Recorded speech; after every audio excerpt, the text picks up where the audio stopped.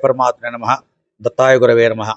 ब्रह्मानंदं परमसुखदं केवलं ज्ञानमूर्तिं द्वन्द्वातीतं गगनसदृशं तत्त्वमस्यादिलक्ष्यं एकं नित्यं विमलमचलं सर्वदी साक्षिभूतं సద్గురుం త్వాం నమామి. శ్రీ సాయి పరమాత్మనే నమః. అయ్యా, ఈ దేవస్థానము 1949లో మొదలయ్యి 51 సంవత్సరంలో విగ్రహ ప్రతిష్టతో పూర్తయింది. ఆ రోజు నుంచి నేటి వరకు షిరిడీలో ఏ రకంగా జరుగుతున్నాయో సేవలు ఆ రకంగానే ఇక్కడ బాబావారు జరుగుతాయి. ఉదయం 6:30కు ఉదయహారతి, 8 గంటలకు స్వామివారికి మహాభిషేకం, 12 గంటలకు స్వామివారికి మధ్యాహ్న హారతి, సాయంత్రం 6:30 గంటలకు ధూపహారతి, రాత్రి 8:30కు శేజహారతి.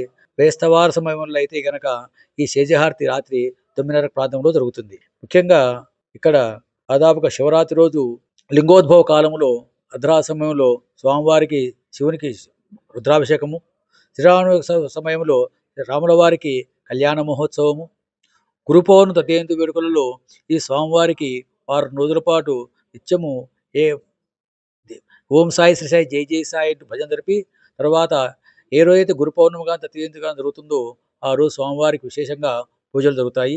వేరు కొద్ది జనులకు అన్నదాన కార్యక్రమం కూడా నిర్వహిస్తారు. సాయినాథుల వారు బతికున్న సమయంలో ఆయన ₹2 దక్షిణగా తీసుకునేవారు.